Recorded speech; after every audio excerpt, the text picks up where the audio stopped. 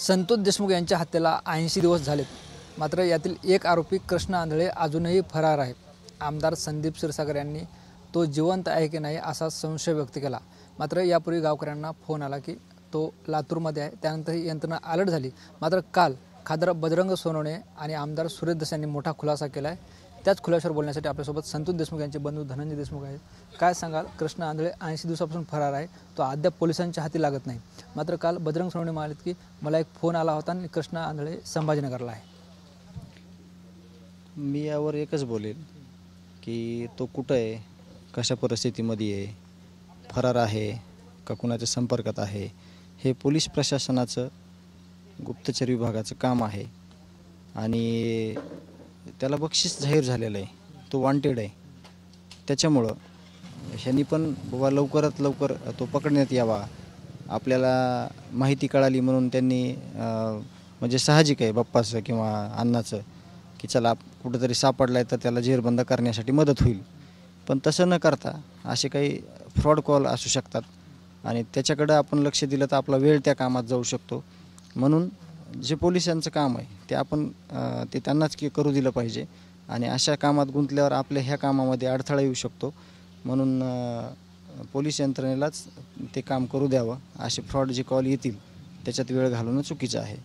मात्र आपण जर बघितलं तर सुरेश दस यांनाही कॉल आला होता. तो संभाजीनगरला आहे कृष्ण आंधळे, 5,000 रुपये टाका, त्यांना मी कॅबमध्ये बसून देतोय. 4 तास जे आहे ते नगरमध्ये सुरेश दस यांनी त्याची वाट बघितली आणि नंतर कळलं की हे सगळं फसवणुकीचा प्रकार आहे. नाही, त्याच्या आडून हे करू शकतात. जे समाजकंटक लोक आहेत त्यांना ह्या गोष्टीचं काही गांभीर्य नाही.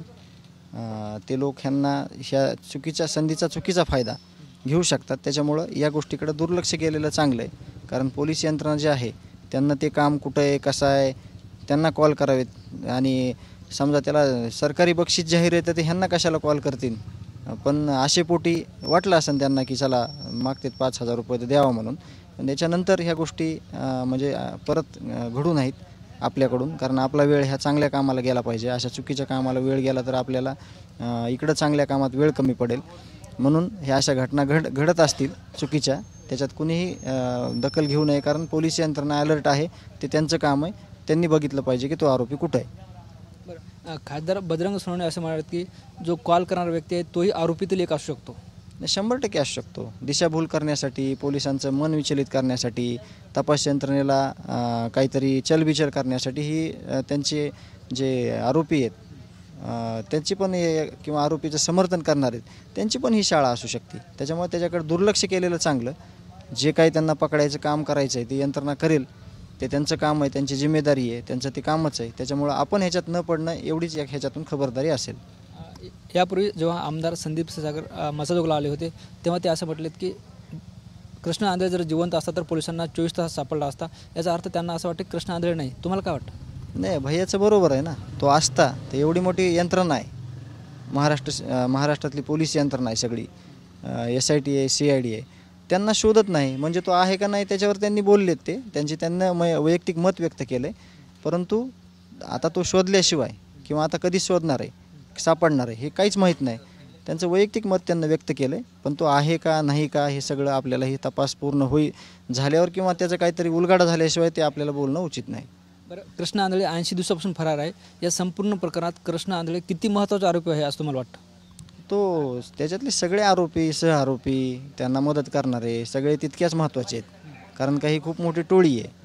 संघटित गुन्हेगारी ह्यांनी जे वाढवलेली आहे ह्याच्यातली ही टोळी आहे. प्रत्येक घटक हा तेवढाच महत्त्वाचा आहे. कारण प्रत्येकानं तेवढाच गुन्हा केला आहे. प्रत्यक्ष गुन्हा करणारे, प्रत्यक्ष गुन्हा करा म्हणणारे किंवा त्यांना पाठबळ देणारे हे तितकेच महत्त्वाचे घटक आहेत. यांचा तितकाच महत्त्वाचा वाटा आहे ह्या गोष्टीमध्ये आणि त्याला तितकंच महत्त्व आहे. बरं, तुम्ही 15 फेब्रुवारीला SITच्या अधिकाऱ्याची भेट घेणार होती. मात्र ती भेट राहून गेली. ती भेट कधी होणार आहे?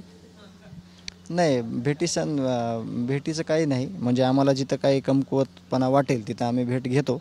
आणि सगळ्या गोष्टी भेटूनच होत नाहीत. काही गोष्टी मोबाईल, WhatsApp आहे किंवा काही गोष्टी फोन कॉलद्वारे होतात. त्याच्यामुळं भेटणंच पाहिजे असं काही नाही. आम्ही ज्यावेळेस त्यांना वेळ असतो किंवा त्यांचं आमचं योग जुळून येतो तसा ते आलेले असले तर आम्ही त्यांना भेटतो असं सहजही. आणि 1-2 दिवसात भेटायचा आमचा प्रयत्न पण असेल. बरं धनभाऊ, एकनाथ शिंदे, उद्धव ठाकरे हे मसाजोगला येणार आहेत असं पदाधिकाऱ्यांनी वेळोवेळी तुमच्याकडे बोलून दाखवलं. त्या संदर्भात काही चर्चा झाली का? काही निरोप आला का? त्यांचा काही दौरा शक्य आहे का भविष्यात? त्यांचा दौरा होईल का नाही होईल हे मला सांगता येणार नाही, परंतु तुम्ही म्हणलात तर मी एकनाथ शिंदे साहेबांसोबत म्हणजे बद्दलचं बोलतो. त्यांनी घटना घडल्यापासून एक 7व्या दिवशीपासून ते आत्तापर्यंत, ते कालच्या दिवसापर्यंत वेळोवेळी त्यांचं शिष्टमंडळ असेल, त्यांचे मंत्री महोदय असतील, त्यांचे जिल्हाध्यक्ष असतील, याद्वारे आपल्याला प्रत्येक गोष्ट जाणून घ्यायचा प्रयत्न केलेला आहे. आणि आपल्या कुटुंबाला कशाची गरज आहे, म्हणजे कशाचं पाठबळ लागणार आहे, सांत्वन कशा प्रकारे केलं गेलं पाहिजे, पुढे येणाऱ्या अडचणी याबद्दल त्यांनी विचारणा केलेली आहे. आणि उद्धव साहेब यांनी फक्त म्हणजे त्यांचा निरोप आला होता मागच्या महिन्यामध्ये की येणार आहेत, पण पुढील नियोजन आपण त्यांना विचारू शकत नाहीत की तुम्ही कधी येणार आहेत, कसं येणार आहेत. तर आपल्याला ह्या गोष्टीच्या कानावर आहेत आणि ज्या आपल्यासोबत घडतात त्या सांगितल्या पण पाहिजे. उपमुख्यमंत्री एकनाथ शिंदे साहेबांनी जे काही आत्तापर्यंत त्यांना ज्या काही गोष्टी केल्यात त्या वेळोवेळी जशी गरज लागेल तसं त्यांनी आपल्याला इथपर्यंत निरोप पोहोचलेला आहे. आणि ते स्वतः देखील मला 2 वेळेस फोन कॉलवर सविस्तर बोललेले आहेत.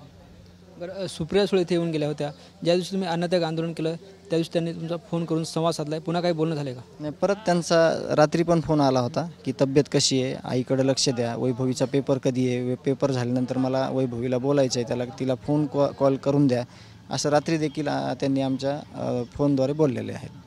शेवटचा प्रश्न विचारतो, उज्ज्वल निकम यांची नियुक्ती झाल्यानंतर सामाजिक माध्यमावर जे आहे ते वेगवेगळ्या प्रतिक्रिया पाहायला मिळतात, टीका टिप्पणी पाहायला मिळते. आता विरोधकाकडून जे आहे ते टीका होण्याची शक्यता आहे, तुम्ही कसं बघता?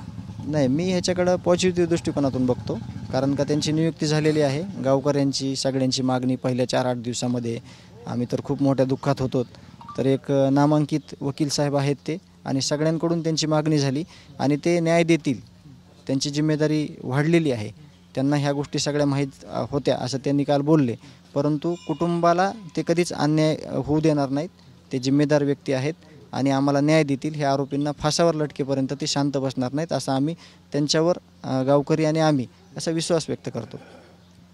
निश्चितच आपण बघतो, हे होते संतोष देशमुख यांचे बंधू धनंजय देशमुख, ज्यांनी आपले संवाद साधला आहे. कॅमेरा पर्सन हर्षल निकमसह ज्ञानेश्वर लोंढे, TV9 मराठी, मस्साजोग, बीड.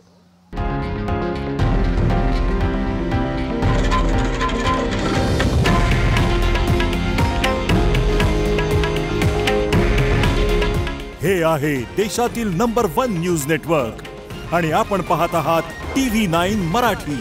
काळजी तुमची, हित महाराष्ट्राचं.